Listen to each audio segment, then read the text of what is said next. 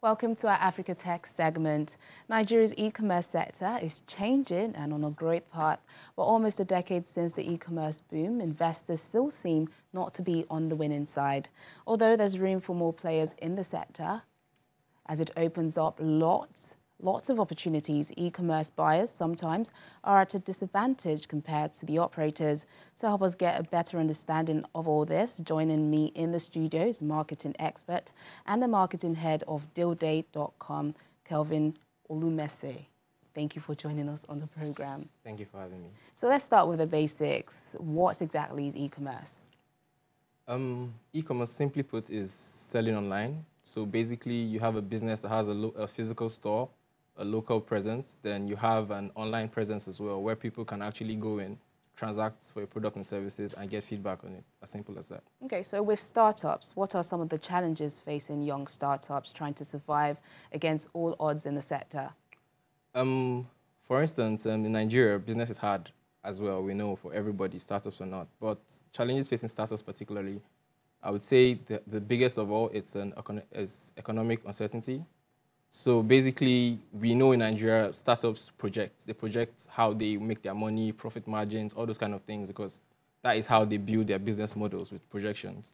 And if the economic variables are not stable, like if inflation rate is going up, if oil prices are going up, all those things that affect the economy keep on going up and down, startups cannot plan well. They cannot project what is coming. So it basically feels like they're planning to fail, I would say that. Okay, so how can we overcome all these challenges? Do you think it would have been easier if we had better policies targeted at startups? Yeah, a lot of the things that also affect startups are policy related. For instance, like lack of local funding. A lot of startups fail because they don't have local funding. They don't have access to loans locally. If the government could help them to place them in situations where they can get loans transparent from the commercial banks or the Bank of Industry, I'm sure it will help them grow. I think other things that may also affect government policies can be like tax exemptions. So if startups get like tax exemptions for a startup that has a certain amount of staff, it will help. It encourage them to employ more people. Also help them to keep their taxes good. Other things that government could do is provide infrastructure, because a lot of startups run into extra costs providing infrastructure for themselves. You own a hotel, you need to build a road. You own a barber shop, you need to buy a gen and fuel it for 10 hours. All those things affect the startup at the end of the day. So if those things are possible, startups will definitely grow. Well, like you mentioned, a lot of startups complain about funding, but do you think there are other things that are more important than funding? Money, it's weird, but do you think there could be other things? Well, I would say funding is very important, Major, but there are other things that are more important, like the economic uncertainty I spoke about. You could have all the money in the world, and your projections would never be according to plan if they keep on going, if the economic variables keep on going up and down. Other things that could also affect startups are the government policies, like I said.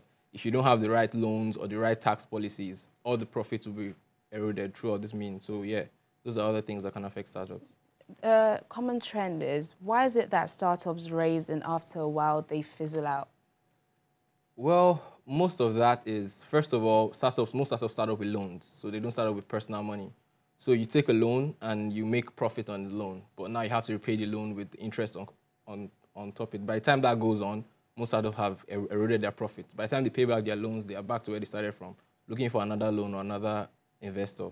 As well, most of it happens from mismanagement. So the startups have CEOs that have their own agendas and have their own comfort levels. So they don't take the business as a startup. They take it as, I'm the CEO of a company that has $5 million investment. So they take that kind of salary that means the startup may eventually run down. As well, expanding too fast. Some startups don't take research and planning seriously. So you have a startup that's working well in Lagos, and you think, oh, I can take it to Kano and Zamfara in the next 2 months, of which in Lagos you had the best team. In this state, you might not. You might not even know the local content over there. So these are things that startups usually make mistakes on that end up killing them before they even grow big enough. Okay, on a final note, what are the takeaways for new entrants in the sector? Okay, in the e-commerce sector particularly. Yes. Okay, for the e-commerce sector particularly, because e-commerce means you have to buy online. I think the first thing every new entrant should do is research your business. Do my customers need to buy online? There are a lot of businesses that you don't need to buy online. For instance, if you're selling private jets, nobody's going to buy a private jet online.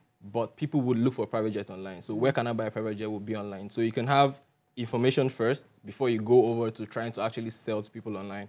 As well, you should also make sure you have high profit margins, because for e-commerce, almost every transaction you make has a cost that comes with it. The marketing cost, all those little costs that come with it. Just like outside stores, but e-commerce is more because you can count every single thing that happens. So a click on a website, a view on a page, all those things can come for a cost. So you have to make sure your margins are high enough to cover all those costs as you go down the line. Another thing is you need to invest in good digital marketing, because like e-commerce is already online. So if you don't meet customers that are online, you might never actually get out of it. You have to meet them as they're online so that they can actually just buy your stuff. Marketing expert Kevin Olumese, thank you for joining us on Network Africa and helping us understand that a bit better. No problem. Thank you for having me also. Thank you.